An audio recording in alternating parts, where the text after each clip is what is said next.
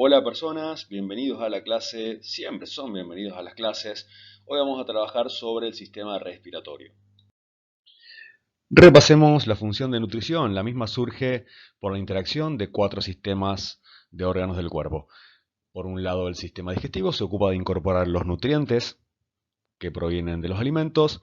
El sistema respiratorio se ocupa de incorporar el oxígeno que está presente en el aire. El sistema circulatorio se ocupa de llevar estas sustancias a todos los tejidos del cuerpo y de recolectar los productos de excreción que allí se forman. Estos productos de excreción serán eliminados del cuerpo gracias al sistema excretor, del cual participan, por ejemplo, los riñones en la formación de la orina y los mismos pulmones del sistema respiratorio para eliminar el dióxido de carbono. También recordemos que el sistema circulatorio presenta dos grandes circuitos. La circulación mayor se ocupa de repartir el oxígeno y los nutrientes a todos los órganos y tejidos del cuerpo, mientras que el circuito menor se ocupa de llevar la sangre carboxigenada hacia los pulmones para que puedan cargarse de oxígeno y eliminar el dióxido de carbono. Para definir la función que cumple el sistema respiratorio en nuestro organismo, vamos a recordar que las células necesitan el aporte constante de oxígeno para poder utilizar los nutrientes obtenidos de los alimentos con fines energéticos. Durante la respiración celular se consume oxígeno y se produce dióxido de carbono. Por lo tanto, la función del sistema respiratorio es obtener el oxígeno a partir del aire atmosférico y a su vez eliminar el dióxido de carbono producido por el metabolismo de las células. Los órganos que constituyen el sistema respiratorio son las fosas nasales, por donde ingresa el aire, aunque también puede ingresar por la cavidad bucal, la faringe, que es un órgano en común con el sistema digestivo, la laringe, la tráquea, los bronquios que se adentran en los pulmones, además de poseer un rol muy importante en la mecánica respiratoria, el músculo que se encuentra debajo de los pulmones denominado diafragma. Analicemos ahora un modelo un poquito más complejo que nos va a permitir reconocer o apreciar la posición un poco más exacta de los órganos del sistema respiratorio. Vamos a comenzar con la cavidad nasal. Las fosas nasales poseen comunicación hacia el exterior por medio de los orificios nasales y se comunican a su vez con la faringe. Las fosas nasales poseen unas especies de protuberancias hacia el interior, unas proyecciones, mejor dicho, hacia el interior, que son los cornetes nasales.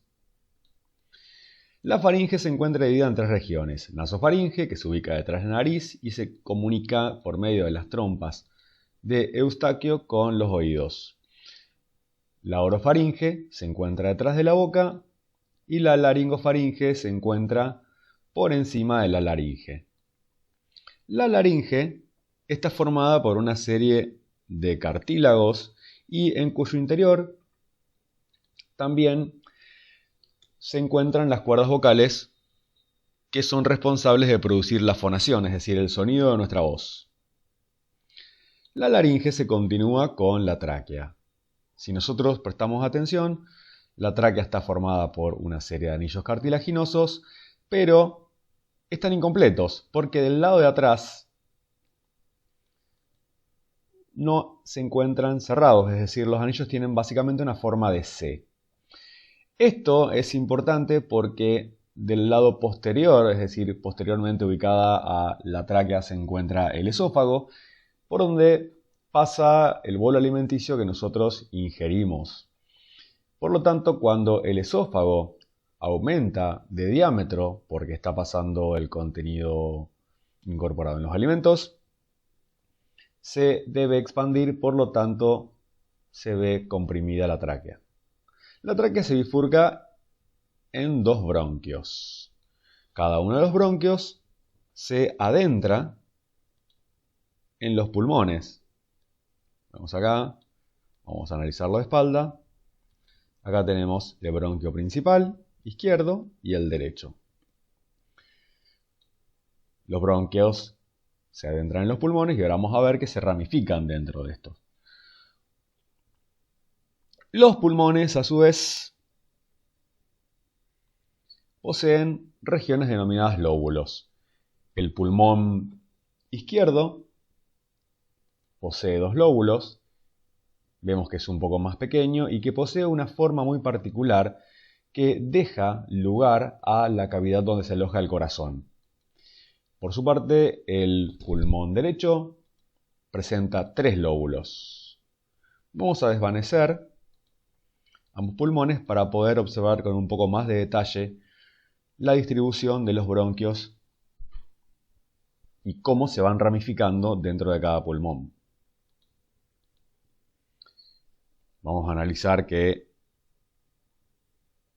el bronquio primario izquierdo se ramifica en bronquios secundarios, los que a su vez se continúan con los bronquios terciarios y terminan desembocando en los bronquiolos. Por su parte, el bronquio primario derecho se ramifica también, pero fíjense que hay una posición bastante diferente. Esto es, repito, porque da lugar a que del lado izquierdo nosotros tenemos el corazón. Los anillos secundarios, es decir, los bronquios secundarios, también se ramifican en terciarios y finalmente en los bronquiolos. Lo ideal es respirar por la nariz, ya que las fosas nasales poseen vellos que se ocupan de limpiar el aire.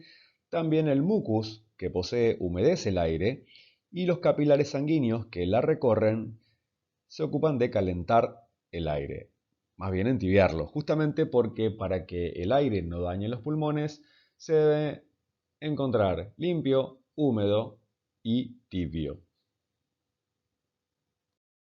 La faringe es un órgano común con el sistema digestivo, por lo tanto trabaja en conjunto con la laringe para evitar que los alimentos se adentren en el sistema respiratorio.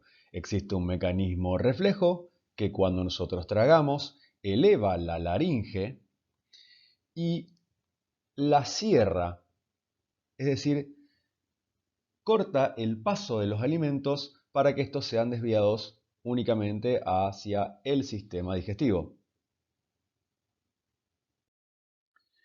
La laringe además posee las cuerdas vocales.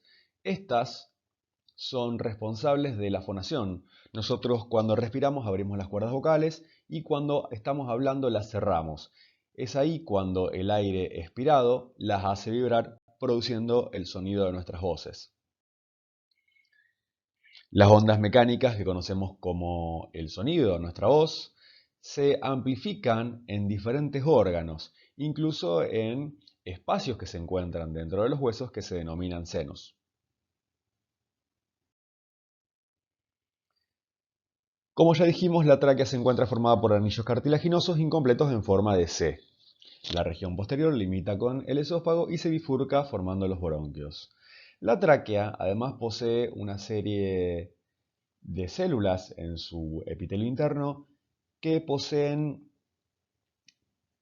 una serie de estructuras denominadas cilios. Estas se ocupan de empujar el moco y las partículas de polvo hacia arriba para evitar que lleguen a los pulmones. Los bronquios, en cambio, poseen anillos completos, a diferencia de la tráquea, que son anillos en C, y los que se originan a partir de la tráquea son los bronquios primarios, que se ramifican en secundarios, finalmente en terciarios y los terciarios en bronquiolos. Los bronquiolos, que son las últimas ramificaciones, desembocan en estructuras llamadas sacos alveolares. Estos están formados por una gran cantidad de cavidades constituidas por lo que denominamos membrana respiratoria, que son los alvéolos.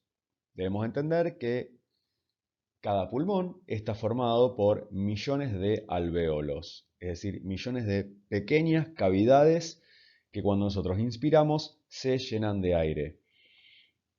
Es importante saber que cada alvéolo produce una sustancia llamada surfactante o agente tensoactivo que incrementa la tensión superficial, evitando que los alvéolos colapsen.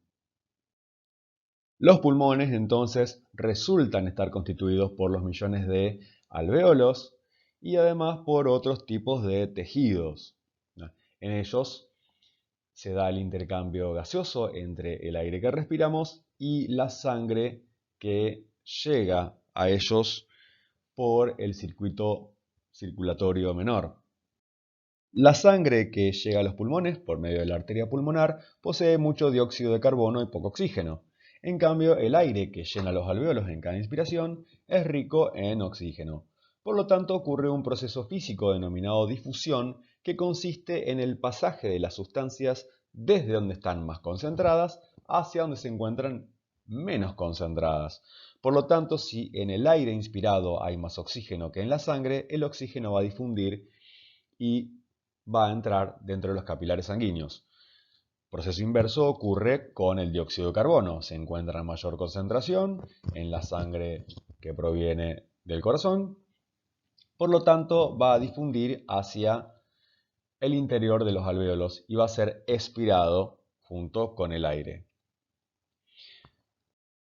Este proceso de intercambio gaseoso entre el aire de los alvéolos y la sangre que rodea estos alvéolos se denomina hematosis.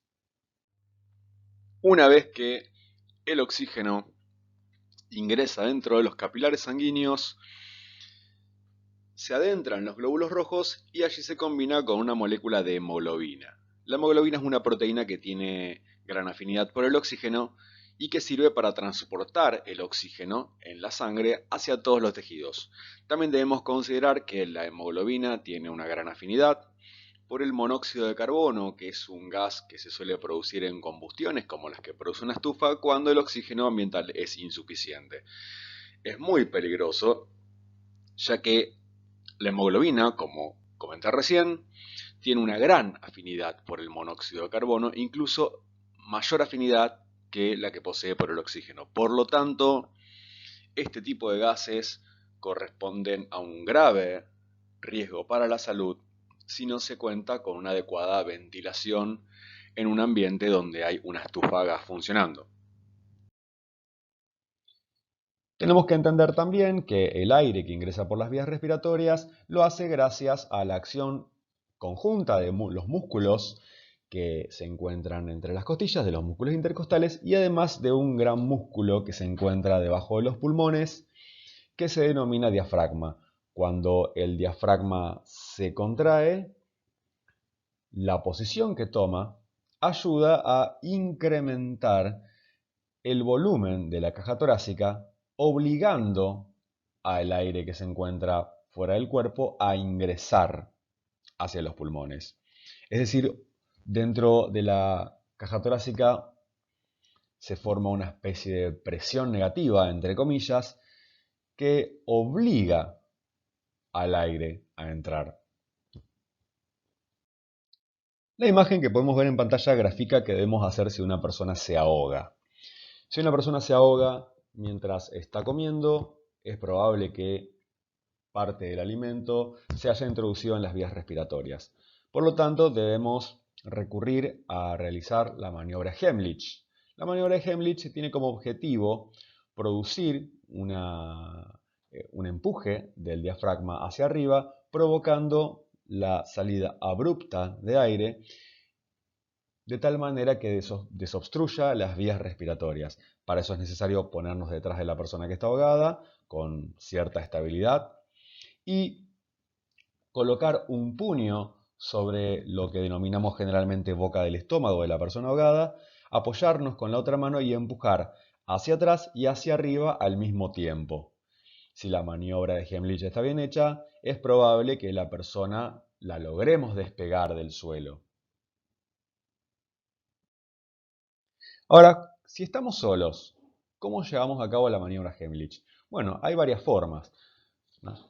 La forma más tradicional es tomar algún objeto, por ejemplo, una escoba o una silla, llevar a la posición adecuada dicho objeto y empujarnos nosotros hasta que la presión ejercida hacia arriba sobre el diafragma obligue al aire a desobstruir las vías respiratorias.